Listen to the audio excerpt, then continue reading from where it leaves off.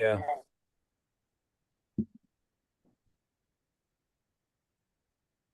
Who knows? Who knows? So are we recording? It says we are on my answer. Okay, good. Good, good, good. Hey guys, we got a couple things we need to make sure we accomplish, but I'm going to oh, that's it. I'm going to reclaim host, make you a co-host, Bob. Sure. So, um, anybody have any immediate questions while we're getting everything rocking and rolling here?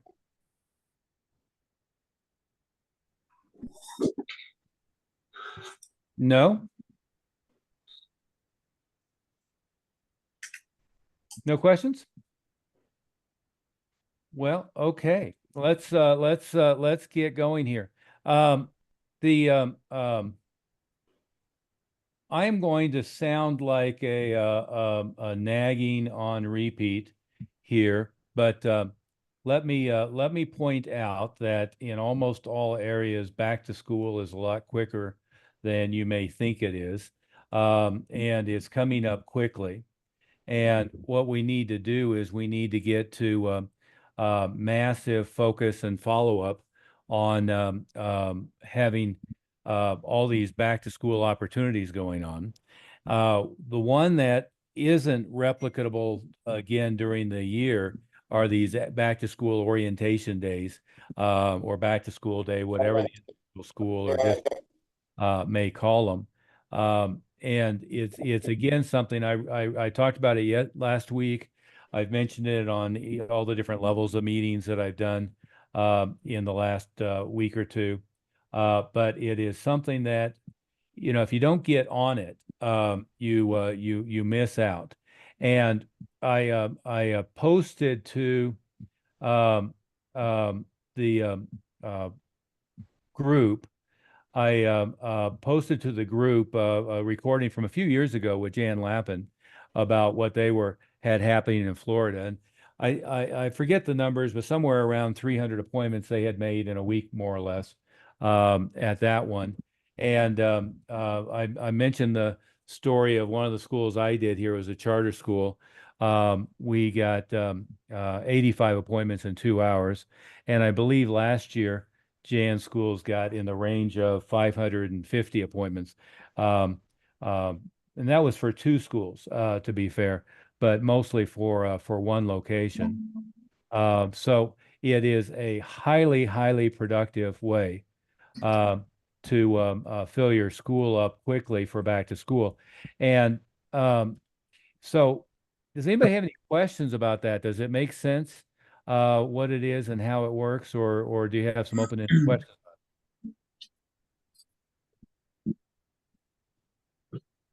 No one? I know a common question that comes up, sir, and I don't know if anybody knows to ask, but how do they get into the school? Well, it's actually simpler than it seems. The probably the first thing to do is figure out when the staff at the school shows up, right? So, you know what, as a very general rule of thumb is the all the teachers are usually there at least a week before the kids get there. All the administration is usually there a couple weeks before the kids get there, and the office staff, you know, the skeleton staffing of the school is usually there at least 3 weeks before. I'm not Boss, we're gonna mute you here. But so what you want to do is you want to just find out, you know, one, when do they do a back to school day or orientation day? Two, you know, do the various kids activities, Boy Scouts, Girl Scouts, the clubs at the school, and so forth. Is it something that is available to set up booths and to talk to people and present that? And then three is, what do you need to do to, you know, to do a walkthrough with them to set up for that, right? Um, Clearly and obviously, having an existing relationship with the school where you've done a lot of stuff with them before greases the skids. But it doesn't have to be. You know, if you listen to that recording with Jan, she talks about they were doing, you know, giving away backpacks and school supplies and so forth. Well, the reason for something like that is just one more charitable contribution to the school and to the kids, where they're not viewing you as a for-profit business coming in and trying to market the hell out of their students, but they see you as somebody who's contributing to the community of students, contributing to this, the students, and creating an opportunity to give back. So those types of things are really helpful. But honestly, the hardest thing to do that we find for the schools is get them to get in the car, stop putzing around online and don't send emails and all that kind of stuff. Get in the car, find out when the staff is going to be there, walk in and talk to the people in the office, find out what's going on, build a relationship with them, and then just line it up, right? So what I'll hear from schools is, oh, I went to the school website and I sent, the admin an email and I haven't heard back. Well, that's not at all the suggestion for setting it up, right? Um, when we set up, for instance, the after school enrichment programs, I'll FedEx a big packet of information about the school to the principal, the PE teacher, the after school director, maybe the assistant or vice principal if there is one, and to the PE teacher, PTO, BTCO, whatever they call it, or whatever organization they're involved with. But then I'll show up with a packet and I will drop it off, and then I'll show up with a packet and I'll meet with the individual people. If nothing else, just walk into the PE, teacher's office and talk to them, walk into the front office, walk into the principal's office and start a conversation. So really, this thing doesn't happen in most cases at a distance. Um, the problem with telephone on this stuff is, and to set up the back to school days, you might well be able to call and talk to the front office and learn some information. But it's much easier for them to write you off and blow you off than if you show up, presentable, with lots of information about it, preferably with an introduction from, a parent whose kid already goes to that school. And by the way, that's something that helps. The more you know about your students, the more you get this stuff lined up. So if I know that these 5 students go to this elementary school, and I have this A+ parent who's a joy to the spirit, who walks me in and introduces me to all the people that she already knows. You're 100% ahead rather than just walking in cold. So my fallback was always, I go through every student and make sure I know. Are they Boy Scouts? Are they Girl Scouts? Do they go to a summer camp? Do they go to a daycare? What elementary school do they go to? What church do they go to? The more information I know about each student, then the more opportunities I have. And, there's all kinds of examples of that. I learned that I had the human resources director for US West, which was the largest employer at the time in Colorado. Well, once I know that, there's all kinds of things I can do and line up. I found out that I had somebody in a similar position with Coors Brewery. Well, all of a sudden, there's a lot of things I can do with that. Or I found out that I had the CFO of the Denver Broncos and the marketing director of the Denver Nuggets. Well, okay, there's all kinds of doors that open. I found out that I had the president of a $780 million electronics chain and the chief operations officer and the regional director. Well, there's all kinds of things I can do with that information. Many of you have school teachers, principals, vice principals that are students, and maybe you don't even know it, or the parents of students. But to get started in this, the easiest way is to know where all of your kids go to school. Get one of the parents who loves you.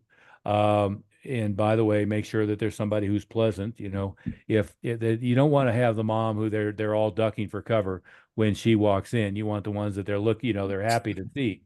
But you have that parent walk you in and introduce you to everybody. That's the easiest.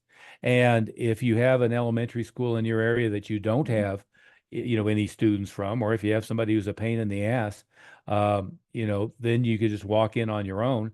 But you walk in dressed presentably.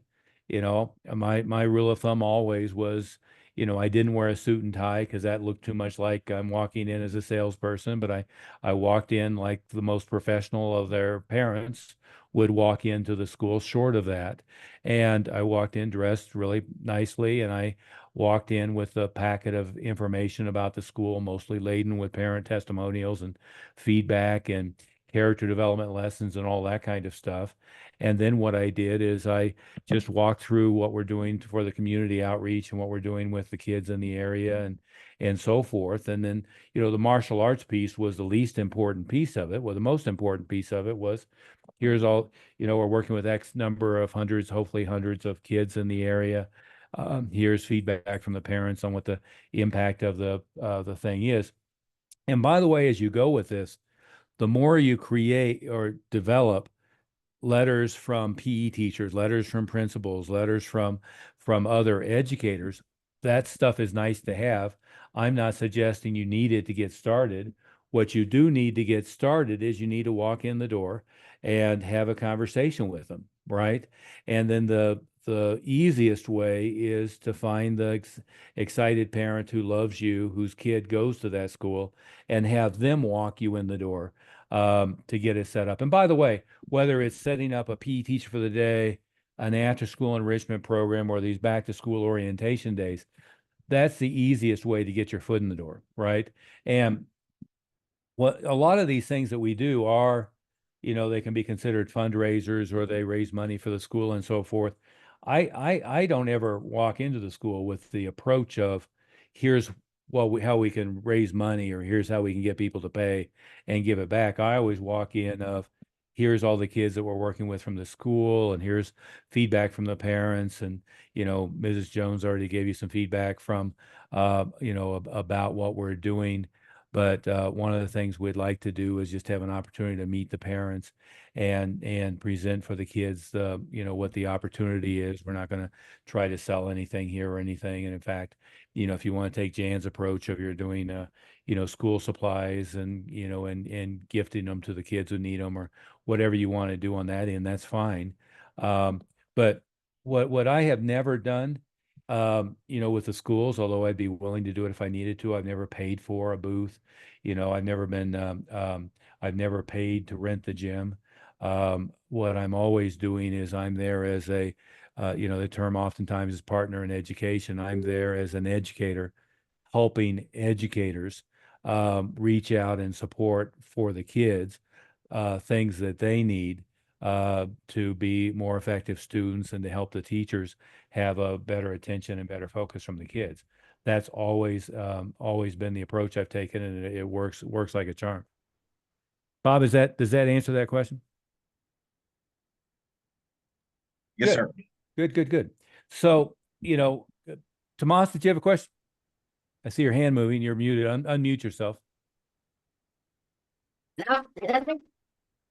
Yeah, you had a little background noise there, so we had you muted. But How about today? I think I said this a month ago, but I think we're gonna have to chip in and buy you a microphone. We'll get you a plug-in mic for your for a computer, or I'll tell you what, these work just as well, to tell you the truth. Hold on. That. Yeah. Okay, I have another question. How are the instructors, the teacher, the instructors? Tomas, I got to tell you, on the video conference, you sound like Mickey Mouse just did a couple of helium balloons. The audio is really strange. I do think we have the chat function working in here. If we do, you could certainly put your question in the chat. Maybe Bob can remember to pay attention to that if we did. Okay, definitely. Yeah, I can't tell what you're asking though. No problem. I apologize. I have a question, Go ahead, Mr. Bill. Allen. Yeah, go ahead. Okay, so we established relationship in schools, offering a that was before we joined the mastermind. We offered a $99 special for the month, and the whole month tuition would go to the school. Yeah. Otherwise, they would not be interested to engage at all unless they had What's in It for Me, the favorite radio station. So until we worked out a more substantial uh, offer, they wouldn't get engaged. Just Mhm. simply would not get engaged.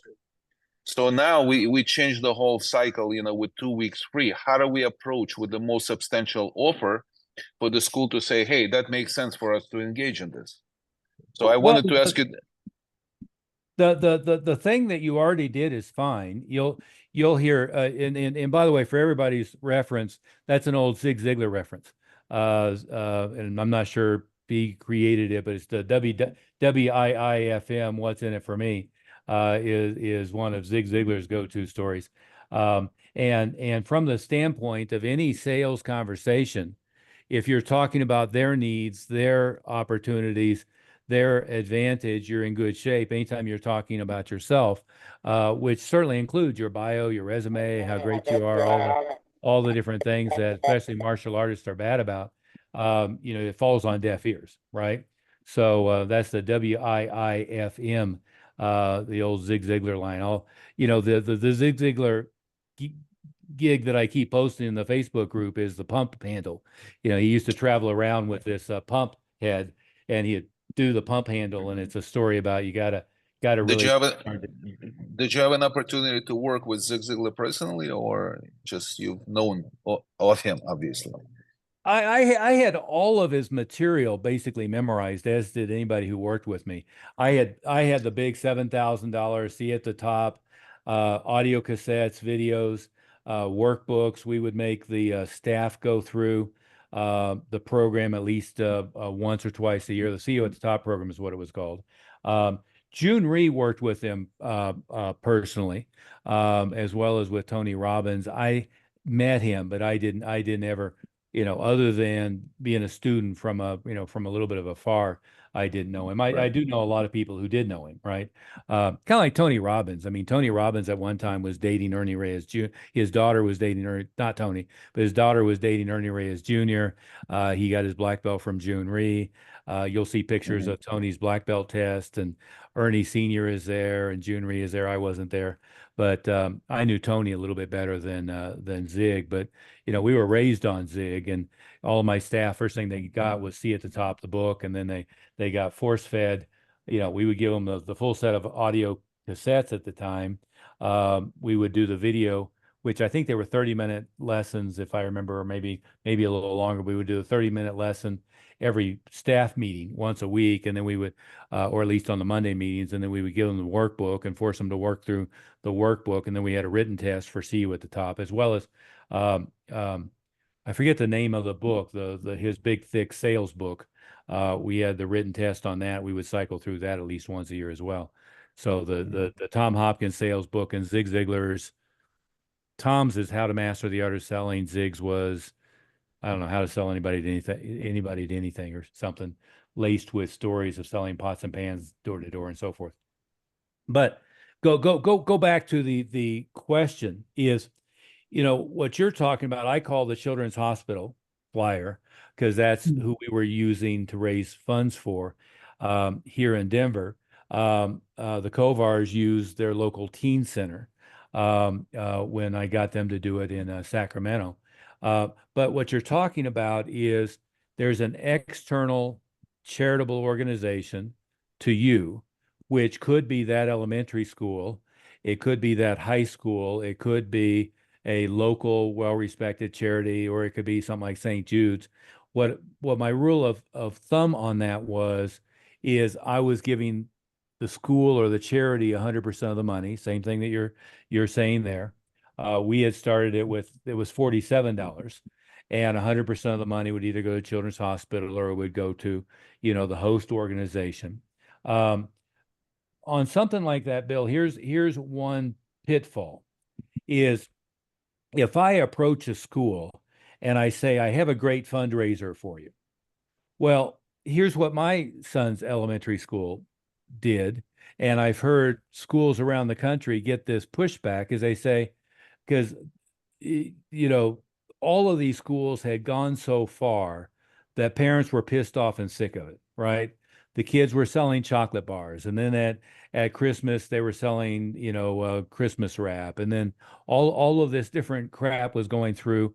And every time you turned around, you're getting hit up by not only your own kids, but everybody's kids in the neighborhood. All of us running martial arts schools know how many times you were sold chocolate bars and Christmas wrap and every other damn thing, and you pretty much had to buy it from all of them, just to be nice, right?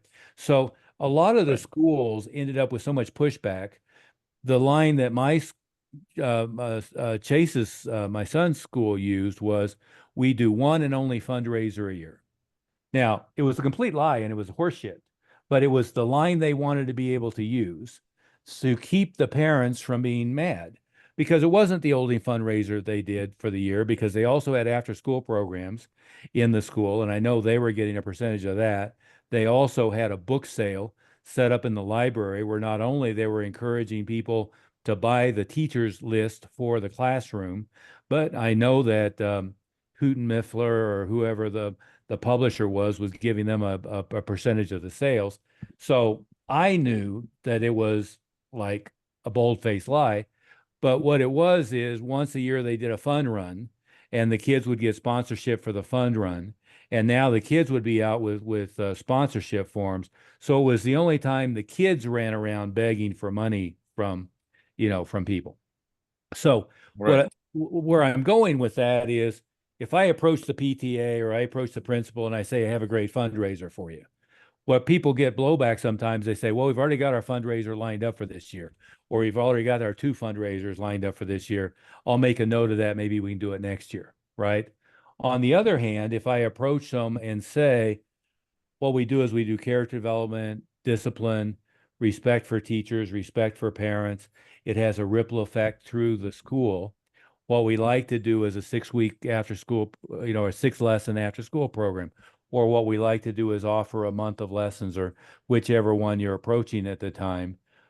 I can say at the end, "And we donate 100% of the money back to the school." Right? Now, the end result is the same, but they don't go, "Oh, we can't do any more fundraisers this year." Right? So that's the one caveat. If your question is, how do I run a 2 week free offer over here and do a $99 over here? I got to tell you, it doesn't make any difference whatsoever. Right? Is I've had, before, I've had one offer running on TV. It'd be nice if it was mostly congruent. I say I'm going to mostly, but I've had one offer running on TV, a different offer on Groupon when it was, I mean, it still kind of works, but when it was, going big, sometimes a different offer in Valpak and a different offer that was out in the elementary schools. All we had to do is first contact, ask them, what got you interested in calling? And they'd say, "I have this flyer from Joey's elementary school." And I could say, "Well, as it says, it's a month of lessons and uniform. It's $99. 100% of that money is donated back to your school. How would you like to pay that?" I mean, I can go straight into that. It's not a problem, right?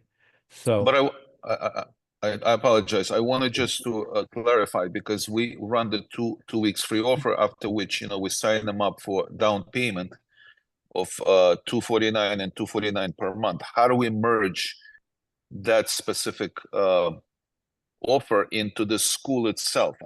I don't think it's going to be a wise thing to give them a whole down payment to $250. That would be excessively generous, I would say. well, How would you merge? I'm going to say, first thing, Bill, is we're gonna convince you to stop doing it the way you're doing it. Um, Okay. and what my preference would be on the enrollment, and it's a different conversation than what we typically do on Wednesdays. But my preference on the enrollment is, once I get to the presentation of tuition, I'm going to be saying, normally it's $800 to register. Since you came in from XYZ elementary school, we give you a $400 discount to Right. compensate for the $99 donation you made to XYZ elementary school. Right? Now, understand what I'm saying. Every enrollment is going to be the same process. In other words, I don't change the enrollment process based on the offer, right? So I could say, since you came in on that, uh, from that Facebook ad predominantly, if you go ahead and finalize your enrollment today, we give you a $400 discount if you go ahead and finalize your enrollment today. But, we used to do the 1 month VIP offers, that I think I helped make popular back in the day. But what we would say then is certainly you can use your 30-day VIP offer, or we will give you a $400 credit towards the initial enrollment. Well, can't I wait 30 days and do the enrollment then? Sure, I hate to see you, I hate to see you pay an extra $400. Right. So you see how the language goes, right? So what I'm Right. doing is I'm presenting, here's what the initial tuition is. If you go ahead and do it today, we give you this much of a discount because, and the because is whatever they came in from. And it includes, you finalize your enrollment today, right? So really it's leverage to finalize the enrollment. And Bill, with all of the offers, it's a little different conversation, but there's all kinds of offers you can run, right? And what the offer is going to be greatly depends upon what the media and the placement is of the offer.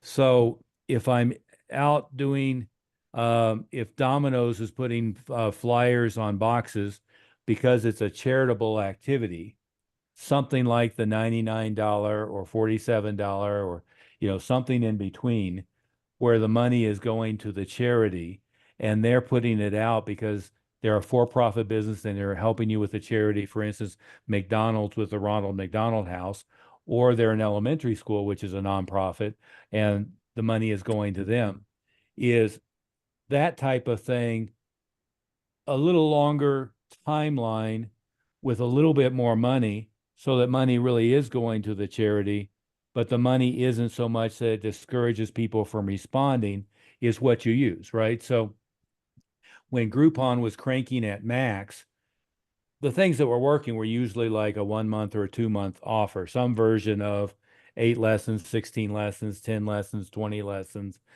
something like that. And they were always a paid offer. And where people would whine about it is they'd say, well, I just signed people up with this cheap thing and I only get half the money. Well, that was stupid. What I would have been happy to do is pay Groupon twice what they were charging for everybody who actually showed up in the school, because my cost of getting a lead otherwise was way more, right? With it, too bad it's not working as well as it used to work. But with it, it was a self-liquidating. In fact, I got paid for the lead gen. So you see what I'm saying? But where I was going with that is the longer the time period. So, best would be here's, 1 or 2, lessons, right? Or even better than that is, it's $99 for 2 lessons. And the problem is that what we want to do is we want to get the biggest group of people coming in and the most solid people, and those two things are at odds, right? But the longer the right. offer, so a 3 month offer is harder to convert to a 12-month enrollment than a 2 lesson offer. And a 30-day offer is slightly harder to convert than a 2 lesson offer. And generally, what I have come across is the 2 free weeks free opens the spigot wider and it's easy to convert, right? But I'm not going to get Domino's to put that out for me, because the way I get them to do it, or Pizza Hut or Papa John's, the reason I get them to do it is we're doing a charitable fundraiser and they're co-sponsoring it. And the thing that they're doing is putting it on the flyers. With the elementary school, we had great results with, great results to the extent of distribution wise. I was printing the flyers 100,000 at a time and distribute them through the entire districts.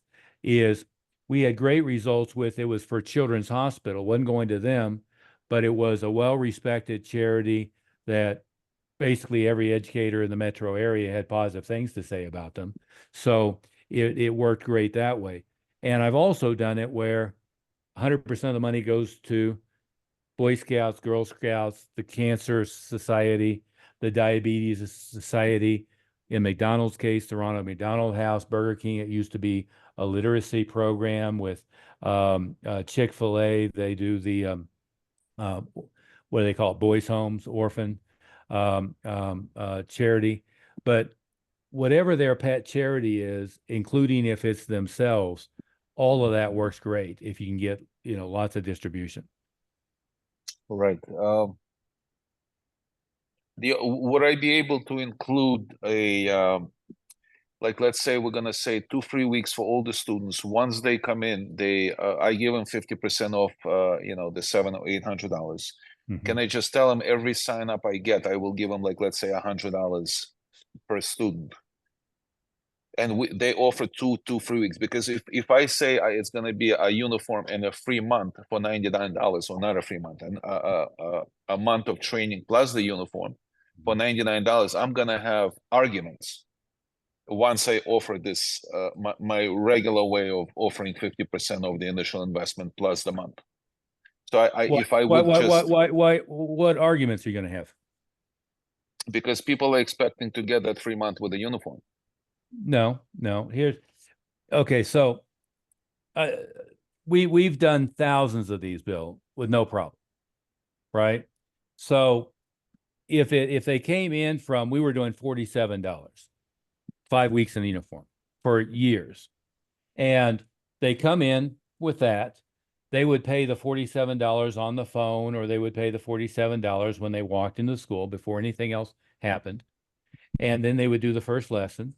And after the first lesson, we would say, now, next time, memorize the student creed, and do your discipline sheet, because that's what you're going to do to earn your white belt. There's Master Smith from SeaTac International Airport in Seattle. Welcome, Master Smith. But where I was going with that is, and you came in for the $47 1 month and the uniform. You're, of course, welcome to do that. What we find is most of the kids and parents who come in on that, really what they're trying to do is evaluate whether they want to do martial arts on an ongoing basis. Wouldn't you agree? Yes. If you want to go ahead and finalize your enrollment on an ongoing basis, we give you a $400 discount to trade the $99 program. So it's actually worth $400 if you go ahead and convert to the enrollment. We'll go through all the details next time. But think about between now and then whether, Joey likes the program, what benefits you want him or her to get out of it, what he and she is excited about it. We've had thousands of students over the years. Usually, by the second, lesson, they've gotten enough exposure to it, and parents have gotten enough exposure with all the stuff that we're loading you up that whether you want to follow through or not, right? So what I do, I just prepped them, Next Right. time, if you want to just do the month and leave, you're welcome to do it. And if you want to do this on an ongoing basis, we'll give you a $400 benefit for it. So it's worth 4 times what you paid, right? So there's no argument. The only pushback they can give is, well, can't we do the 30 days first and then enroll, or the month first and then enroll? Sure. I just hate to see you pay the extra $400. Well, what do you mean? As I explained, we give you a $400 credit in exchange for the $99 if you go ahead and finalize your enrollment now.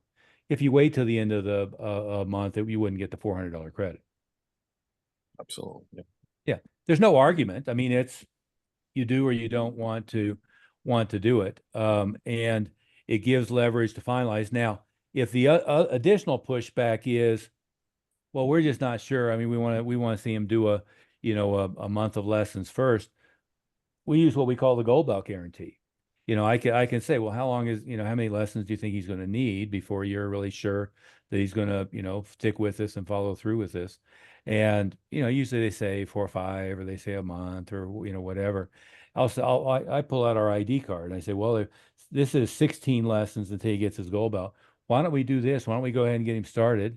And then when he gets to his gold belt, if you're not 100% sure he's going to follow through and stick with it, we can cancel it at that point. That gives you, double, triple, quadruple what you were saying you were concerned about, and you still get the $400 discount. Well, okay, so that only has to get presented to maybe 5% of them. but you know, the ones that are, you know, on the edge, you know, trying to push back, that solves it. Awesome. Okay. Right. And with any kind of offer like that, you're certainly going to get, right? You're certainly going to get people who come in and say, well, we just want to do, you know, a month and that's all we're going to do. You know, and you get it with whether it's 2 free weeks, 2 free lessons, a month, 6 weeks. You're always going to get some people who say that.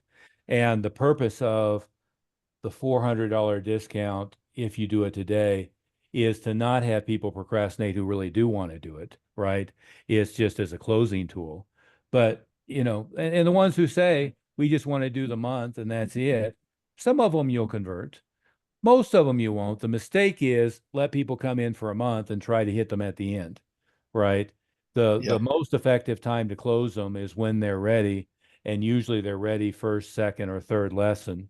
And the only reason I default with kids to the second lesson is so we have all the decision makers there, because I'm never going to present to mom without dad and then have her go home and try to pitch dad. Yeah, absolutely. Thank Right. you. I appreciate that. Yeah. That was a long answer to a short question, but hopefully that solves it. And with the right presentation, I don't get them arguing. I mean, heck, you know, some people are going to argue about anything. You know, they walk in and say, nice day, isn't it? They say, no, I hate it. I mean, you know, whatever. But generally, as far as interrupting the sales flow, it's fine. Mr. Oliver, Thank I you. think Thank you. I missed you. I think I missed you describe how the free uniform got covered. I didn't catch that part. On the various offers. On the one that you were just describing, I didn't hear the part that would cover the language for the uniform. Obviously, the classes are part of the offer, but what do they do for the uniform part? I missed that piece. Well, here's the eternal debate, right? The eternal debate when you're doing a 2-lesson intro is, do they get the uniform up front or do they get the uniform at the second lesson?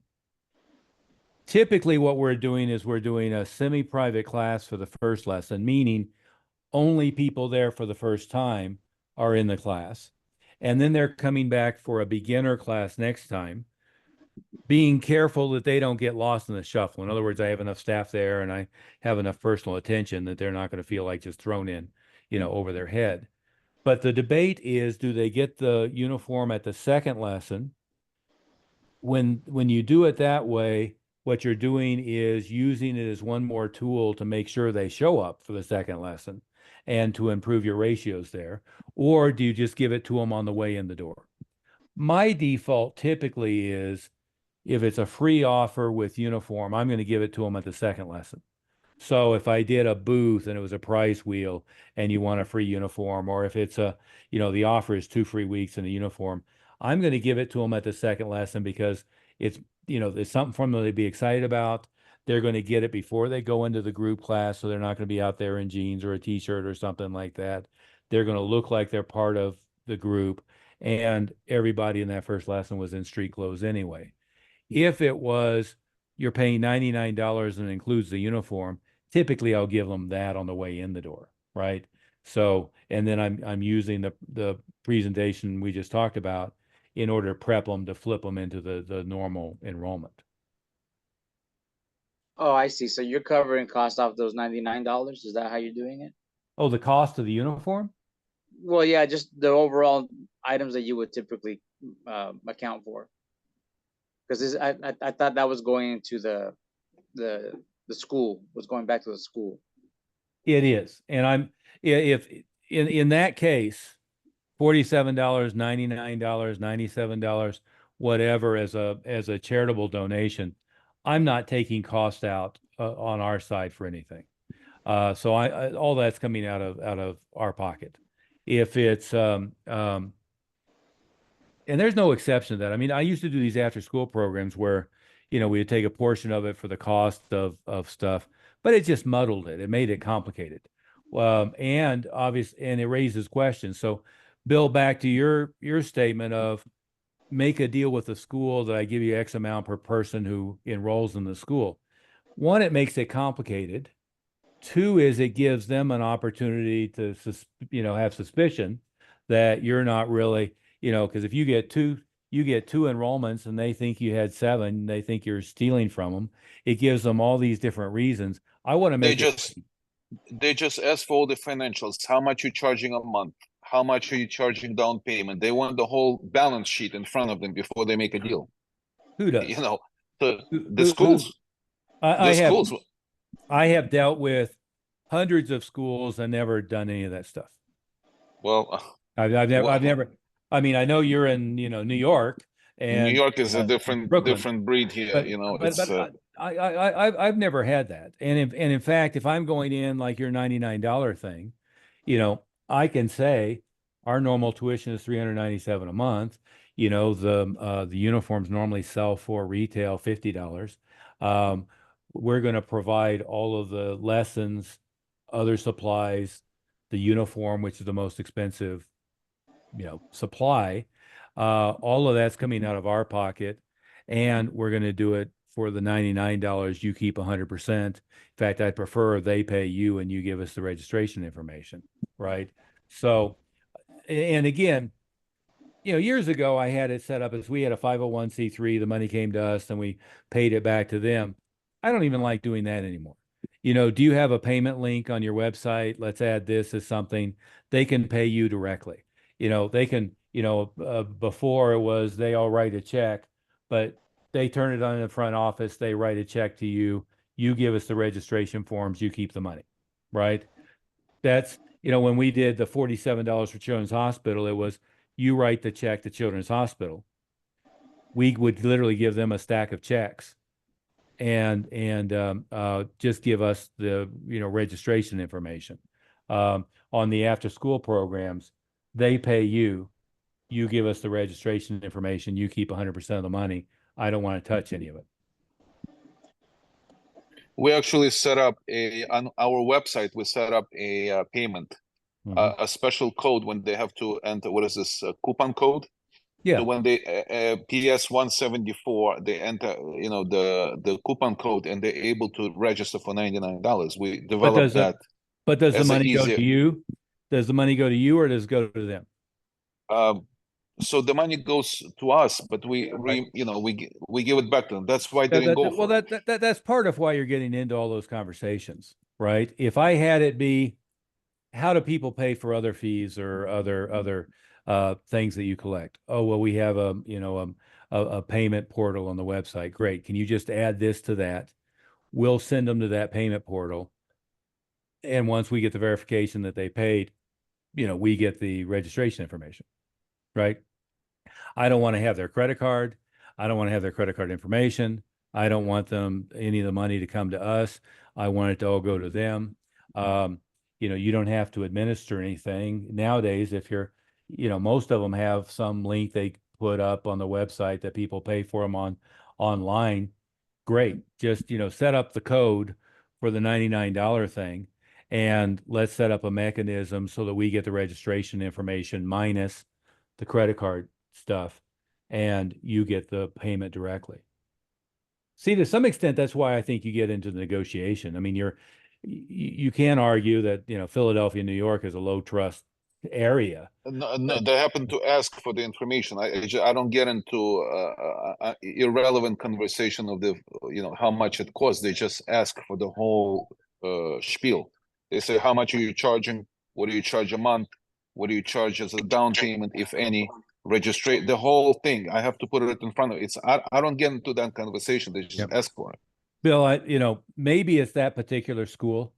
My guess is you stuck your foot into it and then it became a morass. If you hear what I just said, normally we're charging $397 a month. The uniform, we sell it for $50. All of the supplies, the instruction, everything else is going to come out of our pocket. You keep 100% of the money. We're going to provide the uniform at our cost. I don't want to touch the money. It goes straight to you. Well, why would you do that? One is we want to contribute and give back to the school. Two is obviously if they want to continue on beyond that, we'd love to have them a student. And I got to tell you, we get some of them that come in and they got exposure to martial arts and they go somewhere else. I'm happy with that. As long as it's somebody of high quality, of high character.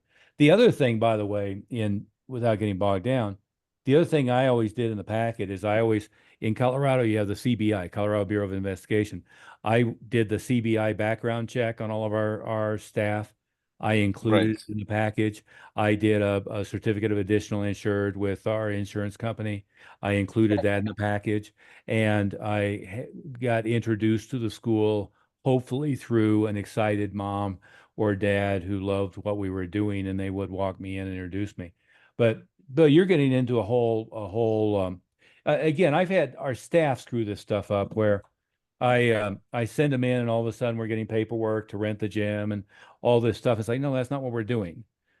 We're doing an enrichment program. We're doing a support tool for the school. We're providing an additional support to the school. The money is all going back to them. I don't want to touch it. I don't want it to come through our checking account. I don't want to have any questions about that, right? Because again, what is typical within any charity operation, much less for profit, is that the money isn't going where people say the money is going, right? And I don't want somebody who's already a little distrustful to have any reason whatsoever to think that there's anything that's not above board. If they keep the money and I never get any of the money, and all they give me is Billy Smith, parent's name is this, here's their mailing address, here's their phone number, maybe email address, I'm good, right? That's all I want. And then it's clean and it's easy. That make sense? Matt Smith, anything to add to that? We started with me beating the same drum over and over and over again, which is back to school and all these different areas is coming up quicker than you think. I was talking to somebody a couple days ago in Texas, and they start the first week of the month. Here in Colorado, the schools start middle of August. I'm shocked that schools go back in session that early, but in some places it's not till after Labor Day, which would have been my expectation. But this back to school orientation day, back to school night, whatever they call it in your area, is something that only comes around once a year, and is literally something, if you can staff them up properly, is you can have booths in mostly every elementary school, public, private, charter, etc., in your area. And again, one of the charter schools that I personally worked, we made 85 appointments in 2 hours. And by the way, they were more solid than most any live event marketing lead would be. But generally, 85 people who registered at a live event like that, that's going to end up being 50% or more show up, 50% or more enroll. In the case of the back to school days, they were more solid than the normal I'm at a fair or carnival or something like that, not less. So it was very, very, very productive. Matt Smith, anything to add to that conversation?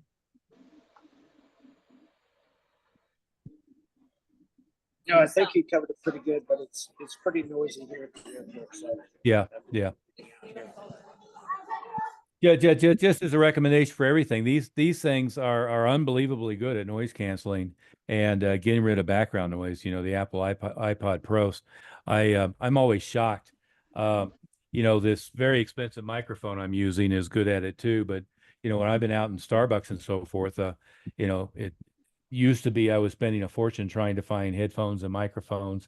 I even asked me, do you remember I did the Bose helicopter pilot headphones one time to try to get rid of the background noise?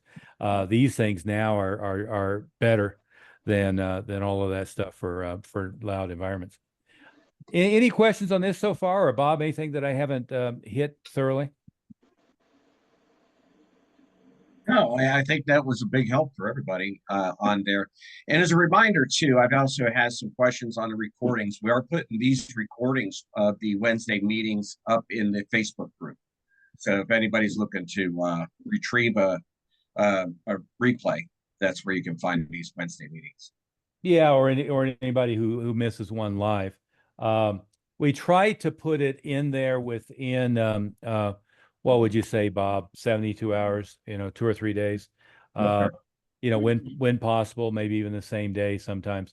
The Facebook group is a little flaky, so sometimes we'll load it up and then find out the next day it never showed up and then loaded up again.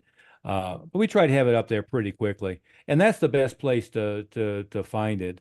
We've always, put this stuff up on the member websites, but that has a little bit more time lag. It'll almost always be in the Facebook group pretty quickly.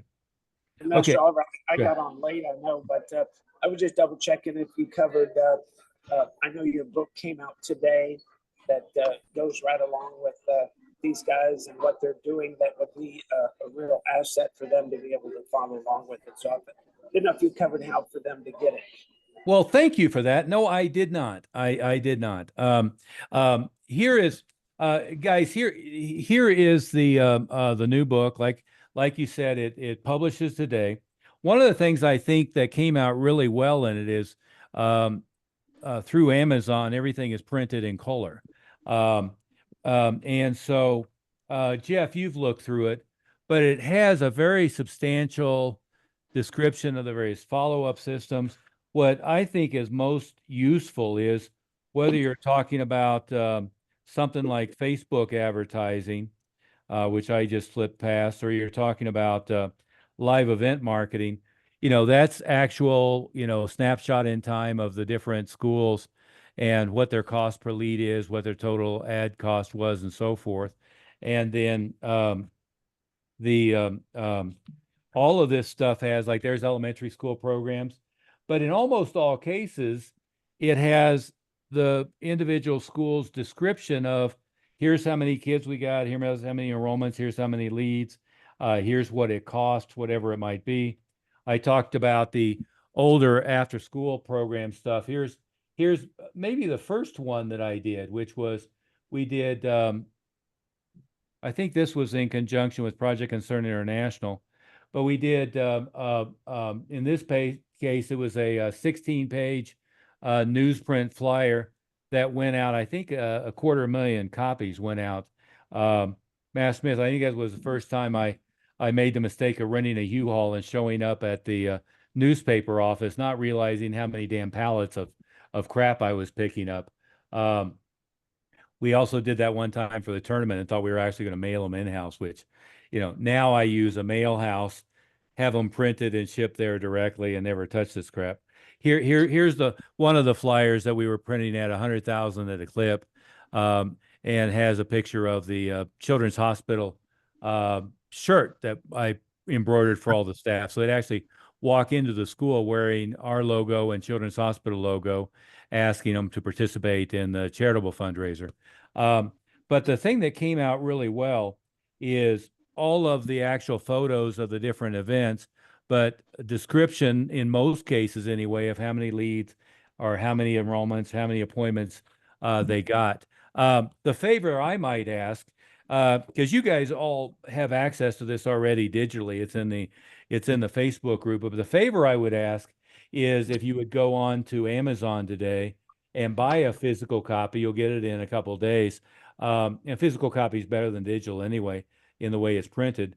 But I would ask, go and buy a copy or multiple copies of the thing. If you have staff, buy one for each of them. We have it discounted at the price on Amazon is basically, I think the printing cost is 17 and some change, and it's priced at 19 on Amazon, which is about as low as they would let us price it. But if you would buy, some copies of it and then wait a couple of days till you've received it and then go in and give it a 5-star glowing review, I would much appreciate. Going and buying it from Amazon helps game their algorithm a little bit. So, hopefully makes it a bestseller in the martial arts segment or whatever it might be. How do they find it on Amazon? When they go there? What's the search? It's here is good question, Master Smith. In the Facebook group, I posted the direct link, but it's that's it on Amazon. Six simple steps to add 100 new students to your school. Never stress out about where you're going to get new students ever again. And it really was purely designed as a supplement to, or as a study guide, if you will, to this 6-week program. But if you search Stephen Oliver or you search 6 simple steps to add 100 students to your school, you'll find it immediately. Or if you go to the Facebook group and click the link, we also have emailed out the link. So regardless of what it is, the going to the site and buying a physical copy is mostly done as a favor, but it also gives you whatever number of physical copies you want as well. We're going to set up a page that if you want to gift it to friends who are martial arts school owners, we'll give you an opportunity to do that as well. But for the benefit of getting it out there, Matt Smith, I was just talking to my two associates, Dan Kennedy and Dave D. They both loved it. Couldn't say enough about it from a standpoint of being very helpful and useful, and the way the examples came out. So, but yeah, click the link in the Facebook group. It'll take you directly to Amazon, or search for it on Amazon. For anybody, it's yeah, I think it's in all the international Amazon markets right now, with the exception of Australia. So it's in US, Canada, UK, and a variety of other European countries and New Zealand. For some reason, the Canadian market doesn't like the color printing. But anyway, any Yeah, questions about that? think, No, Matt Smith, I hadn't. Go I ahead. just want to mention that the book it's so valuable to have the hard copy, because then at your staff meeting you can go over it with them. Everybody's looking at the same book, so everybody doesn't have to go to their computer or laptop to access it. So it does make it, and for that cheap of a price. I mean, obviously you get your value back 1,000 times over. Yeah, it is priced at about printing cost, or at least what Amazon charges us to print it. But again, Matt Smith, this is the type of thing, like the Zig Ziglar books, I was always buying them 50 or so at the time. The C at the Top book, which is only in hardback, or the sales book. The Tom Hopkins book, I bought 100 at a time because it was something we were giving out and doing like candy. The other ones were, What to Say When You Talk to Yourself. We were buying, those wholesale. The Psychology of Winning, we were buying those wholesale. The what was the other one? The Knock Your Socks Off service was one of the go-tos for staff training. So all Influence with Integrity, back when I could West get. Point Way of Leadership. That's right, West Point Way of Leadership, which is, I think, only available now in Kindle. But for your direct purposes, this is something to give to all the part-time staff and give to all the full-time staff, and and walk them through. But the chapters are basically community outreach, marketing with elementary schools and so forth, live event marketing, Facebook marketing, Google marketing, lead follow-up, referral systems and events and so forth. But the most valuable thing is all of the examples and so forth that goes along with it. Jeff, you were one of the first ones to review it. You want to tell them a little bit that's not self-serving about the book? Yes, I went ahead and read the PDF right as soon as it came out. And it's everything that Master Oliver teaches. I mean, it's all compressed. So if you just read through the whole thing, you'll know exactly what he's teaching. And then you'll be able to ask questions. So I would highly, highly suggest that everybody read it, whether you get the digital copy, or definitely do the physical copy for your staff. And that's what I just did. I went ahead and purchased a couple just now, and the staff will know exactly what I'm thinking when I go into the schools. Yeah. The and for anybody who's been around a while, Jeff, there's you're in there a couple times. One of them complaining that you didn't get the kind of results that I talk about, but you're in there a couple times with school programs and so forth. I imagine Rob Adlick and gang are in there a couple times. I don't have the top of my head all the stuff. Master Smith, Jason, and Ben, and the Burtneys, and Jan, and I can't remember every example we use, but there's probably 50 or 60 different schools actual in the field examples there. And Jeff, I might correct you. It's not everything we teach. It's all the grassroots front end that we do in the 6-week thing. It has nothing to do with sales process, nothing to do with pricing, nothing to do with renewal process, renewal pricing. Has nothing to do with student retention, and it doesn't touch upon staff development, leadership. I mean, it's purely 6 simple, without a huge budget, things you can do grassroots wise and how to implement it.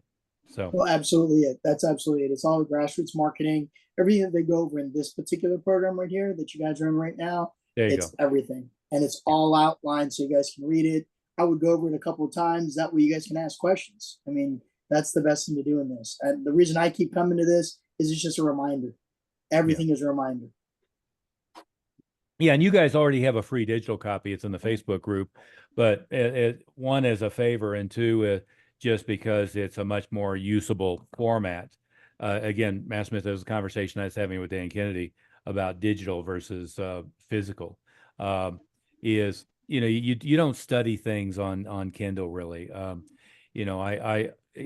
have a lot of things that I buy physically and then buy it on Kindle, and I'm like reading both at once because I can blow up the text. And by the time I get off of Zoom all day long, I it's either reading glasses or use my Kindle. But the things I'm studying, I always have the physical copy, and I'm referencing back and forth and taking notes and putting post-its in it. And by the way, destroy books. Don't cherish them. If you have a first edition copy of Stephen King's, whatever, put that in the glass case. But the stuff that you're going to study, Bill, going back, years, I remember I was talking to a multimillionaire. He had Visible Changes hair salons in Houston, John McCormick. And I was visiting, I went to his house, I went to his office, and then, he took me somewhere in his Mercedes, and everywhere we went, he had a copy of, at the time, Millionaire Next Door. And, his basic thing was anytime he wanted to study a book, he got 4 copies. And whether it was in the restroom or in his office or in the car, or, in the living room, wherever it was, there was one that he could pick up and, and go through. And I've gotten that way with physical copies and Kindle. I have the Kindle app on my phone, on my iPad, on my Kindle e-reader, but I also get physical copies, and then I use the physical copy for studying the stuff. So, with anything you're looking to study, that's the thing to do. Again, on Amazon, 6 simple steps to add 100 new students.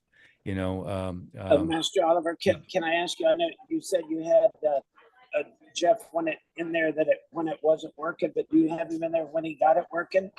Oh, no. It worked. What was it? What was it, Jeff? Your comment was something like, I got 35 kids on this one, and goddamn it, Master Oliver was talking about he did 108 in one, and I'm not. So it worked. It just didn't work as well as he wanted it to work, because he was comparing himself with one of my stories, which was, Jeff, I think in my record, which was never to be duplicated, by the way, so it's not like it was common.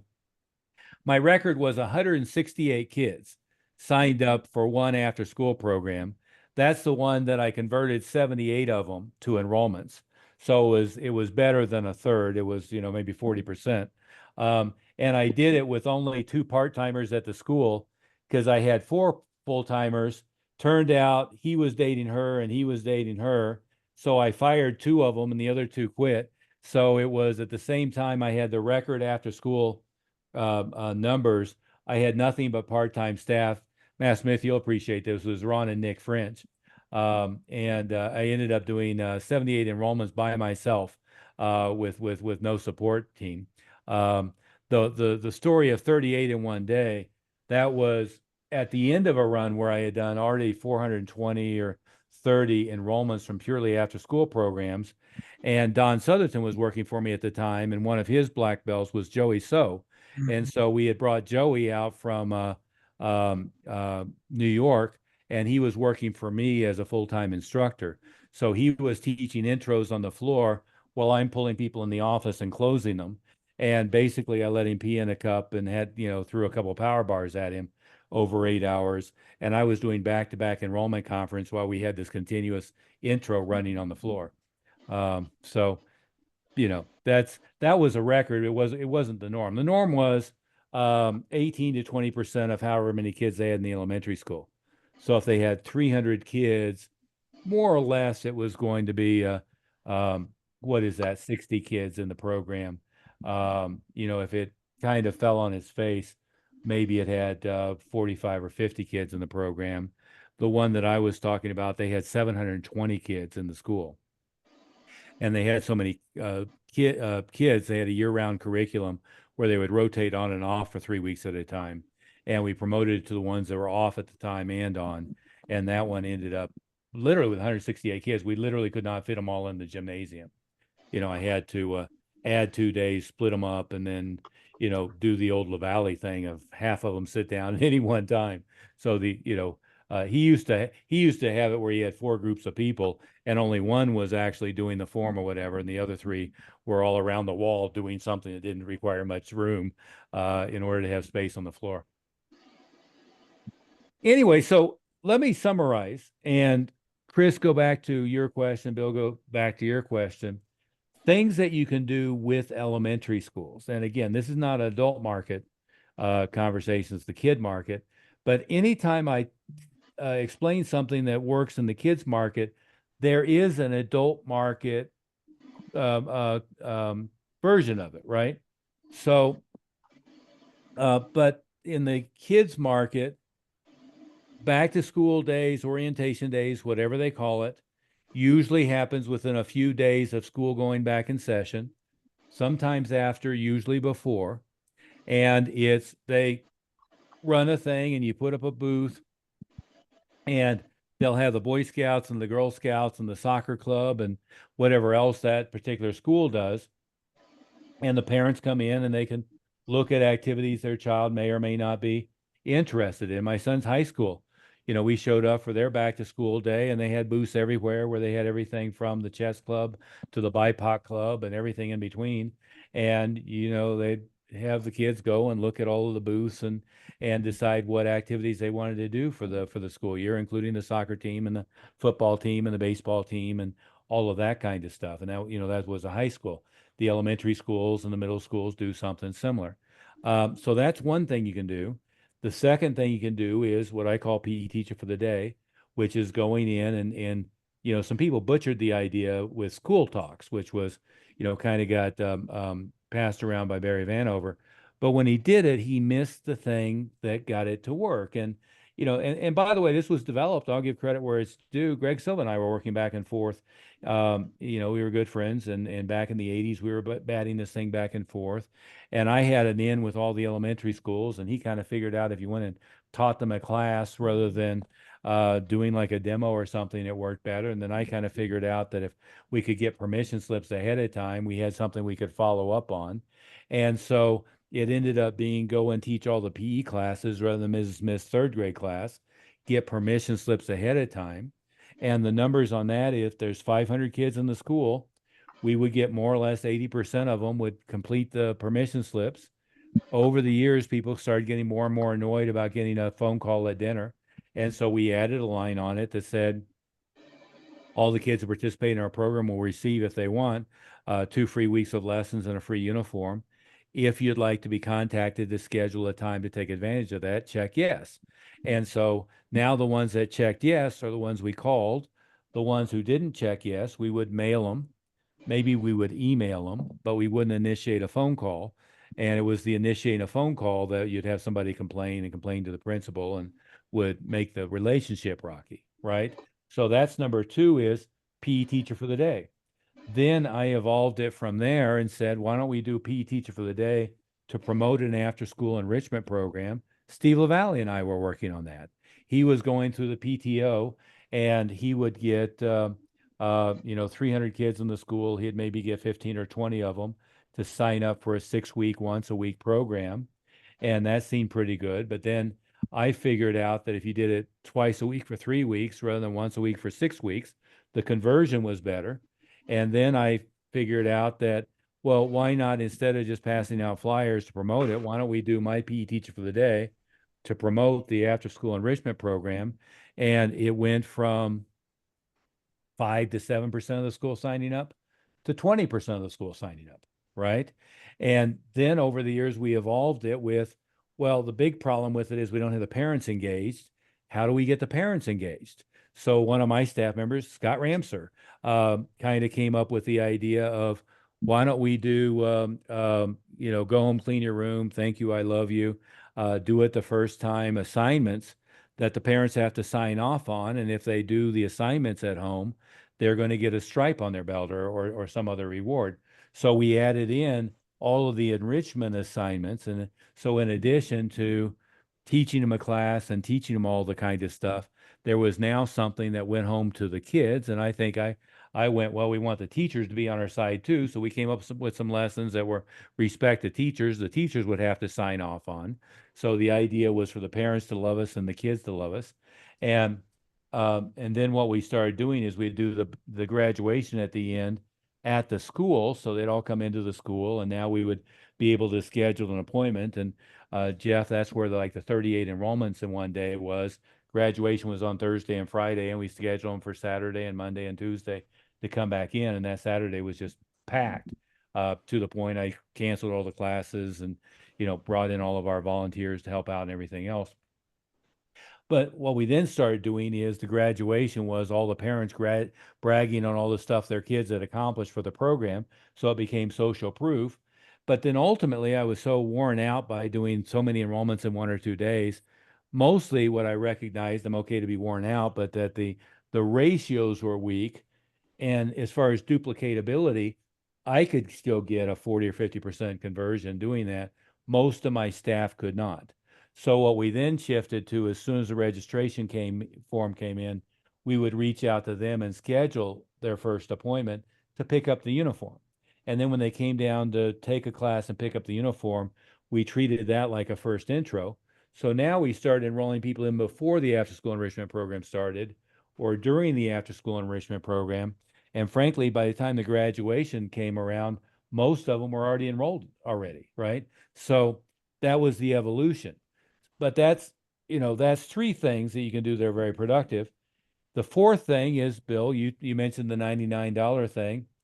I called that the Children's Hospital flyer because we were mostly doing it to raise funds for Children's Hospital. You can do it to raise money for that individual school. We've done that all kinds of times with different charities. Or you can do it, I lost my train of thought, but you can do it for an external charity. You can do it for the organization that's hosting you.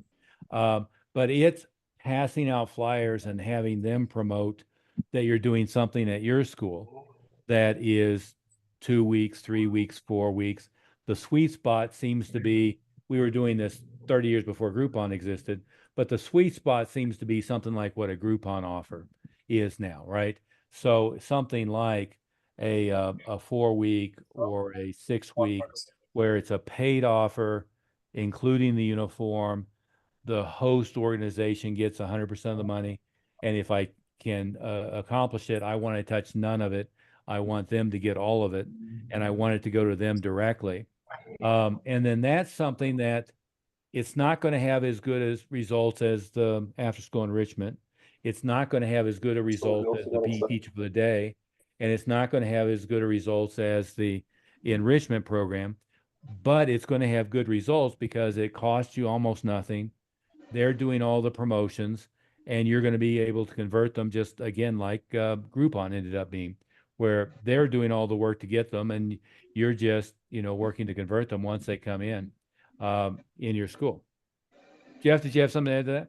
Yes, sir. I got a couple quick questions. On the when you're giving them the uniform, are you just giving them the uniform when they come in for their intro? So you're not charging anything else. You're just giving it to them. Is that correct? Well, again, I think it would be context or offer specific, right?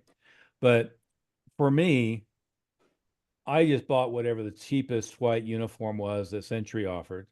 And, we got them silk screened and everything, but I got the cheapest uniform I could get, and I gave them out like candy. And Gotcha. the argument is always, do I give it to them on the way in the door, or do I give it to them at the second lesson? Because the second lesson helps with the idea that, to get them to come back for the second lesson, it becomes bait to follow up, right?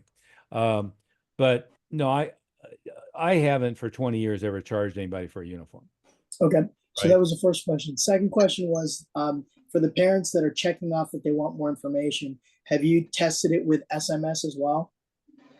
Oh, absolutely. Okay, so that's good. It's okay to do that?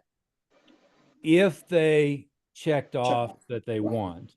And then Yes. nowadays, with all the current systems, I'd put you're giving us permission to contact you in the following ways on it, right? Excellent. Uh, Okay. you know, well, email too, but SMS, email, ringless voicemail it's getting more and more ticklish because people have abused it so much, right? So I would now add, I don't think the form we have in the group says this, but given the regulatory environment this year, especially in Canada, which used to be the Wild Wild West, and they've gotten even more rough and tough and mean nasty than the US. You know, both countries are trying to put small businesses out of business in every way you turn. But I would add the standard opt-in disclaimer to the physical form. And maybe even add a check mark, you give permission to be contacted by, or by checking here, you give permission to be contacted by, so that you have that going in. But yeah, Excellent. Jeff, And the last question, sir. but for everybody's benefit, you know this already.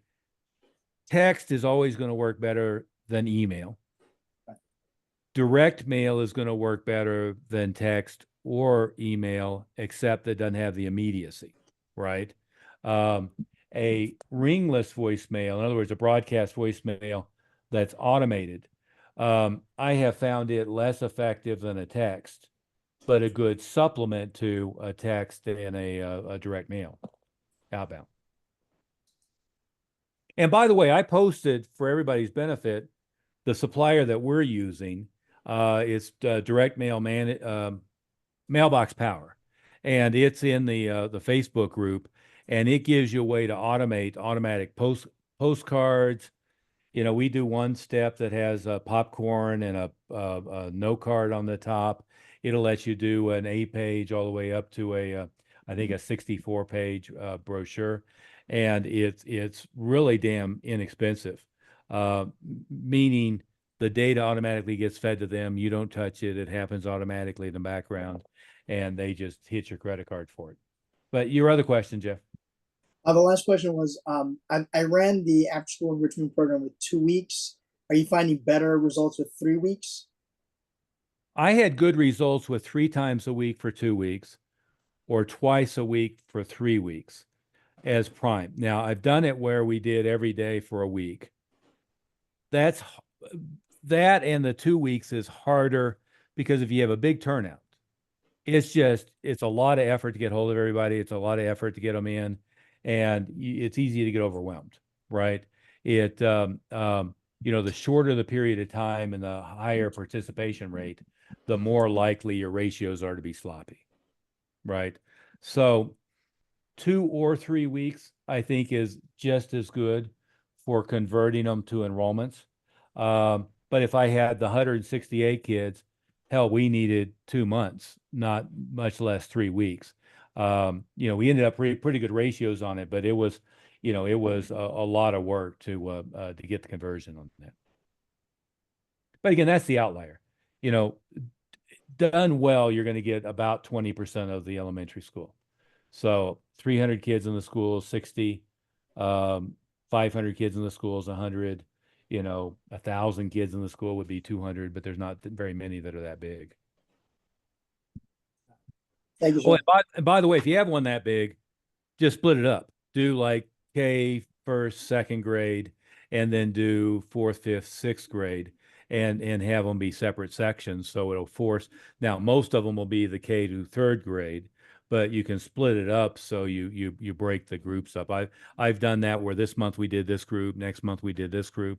I've done it where we did Monday, Wednesday this group, Tuesday, Thursday this group, and all of those things work. Good. Jeff, the other thing I hadn't gotten around to on the elementary schools is a lot of them have carnivals, fairs.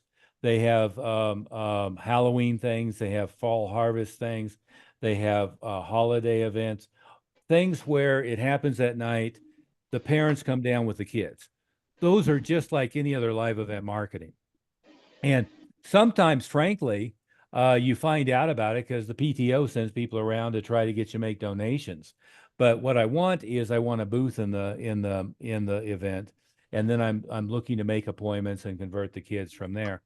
The other thing we've had good luck with on the schools, and this is end of school or end of quarter or semester, is free gifts that went out for good grades, free gifts that went out for good attendance, free gifts that went out for stuff like that. So if you look around businesses in your area, and you may not notice it, but like around here, Dairy Queen is out there giving away free ice cream cones for every, for good grades or for good attendance. Well, they're not giving away ice cream cones because they want to, take in the shorts for ice cream. They're giving away ice cream cones because mom and dad comes in, they get a hot dog, they get a milkshake, they get other stuff. All kinds of other businesses are doing stuff like that. But a free gift with good grades, good attendance is another way to get them to distribute the information. Good. Matt Smith, I see you're back. And again, eating in the airport, getting ready to get on a plane that hopefully isn't delayed. Going all the way across country from Seattle to Washington, D.C.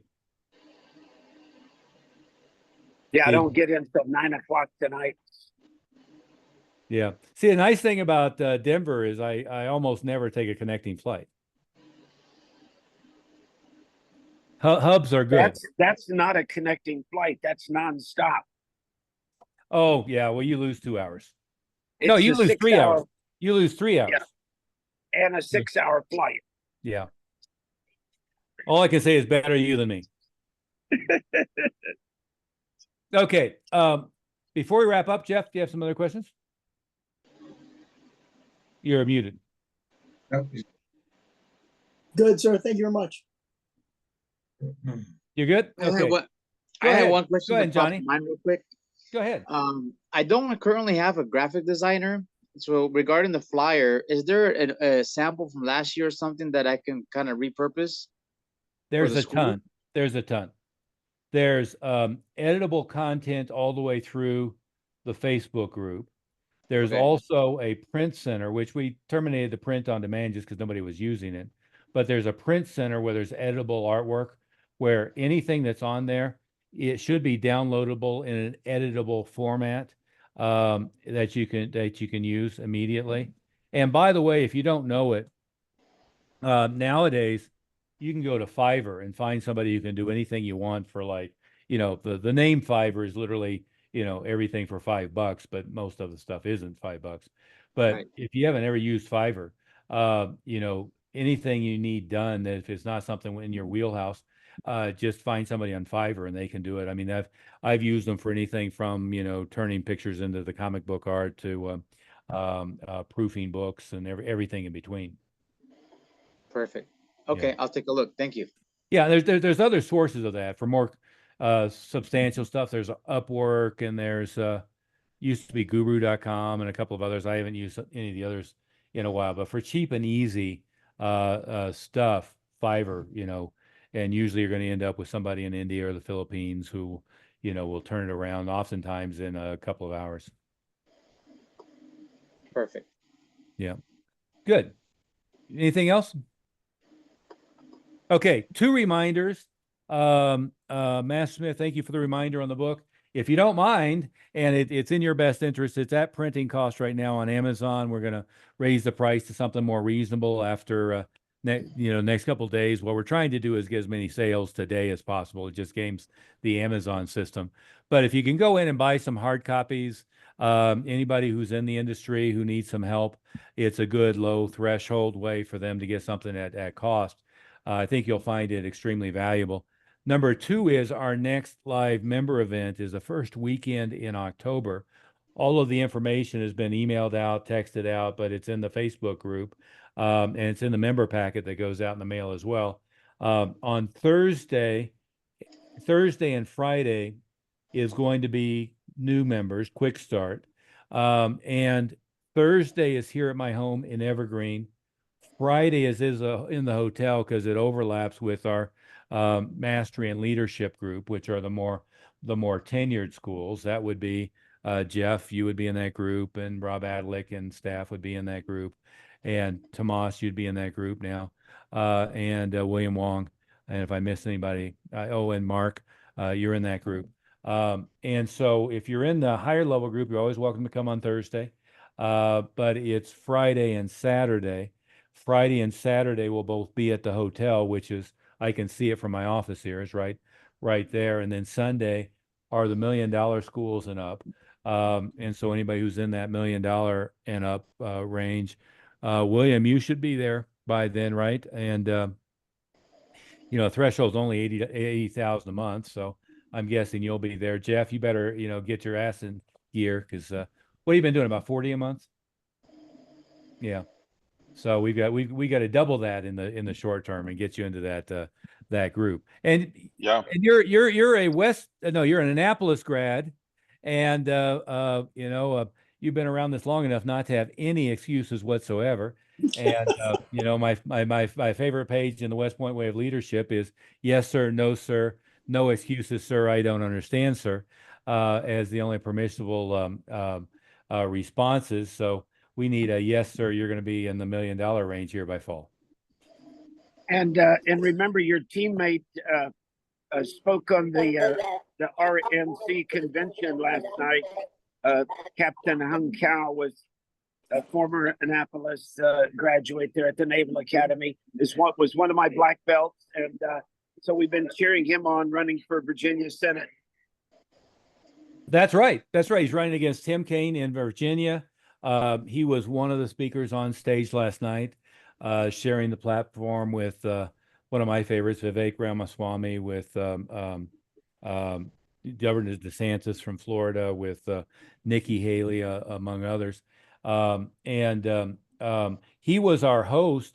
Jeff, you are our host from the standpoint of using your school, and Hung Kao was our host from the standpoint of lining up all of the behind the scenes stuff, including lining up Bob Pizzini and the GoFly facility for us. So Matt Smith, he was our host when we went to Annapolis, giving us a behind the scenes tour. He was our host at Panama City at the diving and salvage school, and he was our host in Norfolk at the naval base and Virginia Beach, lining up. We were on the newest, biggest, most advanced naval carrier in the world, the USS Gerald Ford, and we got to go behind the scenes with the Air Wing on what their pilot training processes and so forth was, which I found the most valuable. I mean, an aircraft carrier that can launch 4 planes at once, and what they say, Jeff? It takes them like 90 seconds or 2 minutes or some ridiculous amount of money from the hangar, or time from the hangar to launching one of the planes. It was.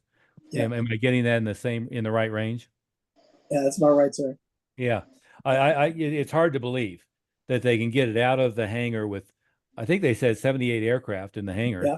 So they can carry something like the 4th largest or 5th largest air force in the world in the hangar, and then they can launch them within a few minutes, and they can launch 4 at once, which boggled my mind. They can do 2 straight, 2 angled at once, which is absolutely amazing. But the lessons that we took away for leadership, for developing a school, and for the highest level of training was what was priceless there. I thought Bob Pizzini, we've posted his book, and everybody got their book in Virginia Beach. He was fabulous. We'll, I'm sure, put him to work for other stuff. But I did post the Matt Smith a video of last night of Hung Kao in the Facebook group. Doesn't matter whether you're Republican, Independent, or Democrat, or if you're in Canada and don't get to have a say in it.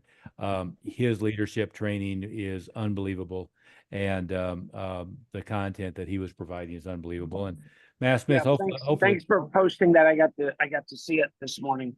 Yeah, hopefully we have another shoe in there in the Senate here before long.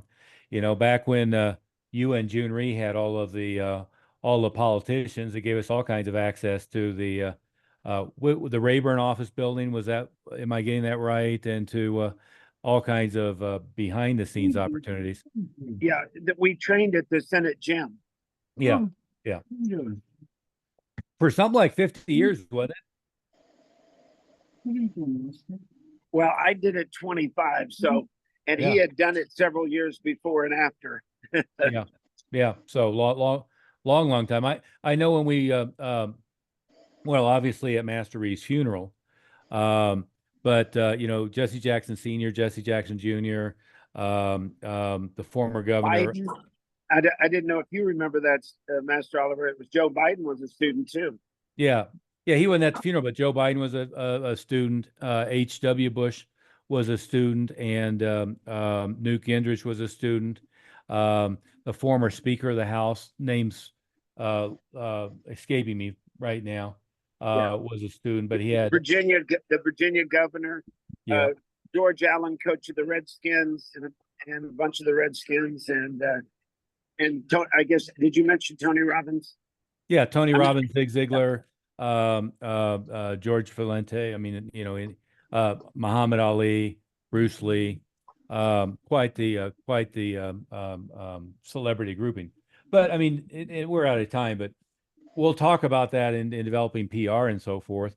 But Master Rhea attracted people at that caliber, but he also chased people at that caliber, and it was a designate, a designed marketing strategy in many ways, to have all of the ambassadors' kids as students, to have the congressmen and senators as students, to have high-profile people like Zig and Tony Robbins and George Allen and so forth as students. And that'll be a module that we'll talk about as we go here. On that note, mark your calendar for the next live meeting coming up sooner than it feels, and also make sure you booked your room, and do yourself a favor and pick up some hard copies of this. Again, you already have the free digital copy in the Facebook group for everybody who's a part of this program. Thanks, guys. Thank you. And Yes, real ma'am. quick, Yeah. Master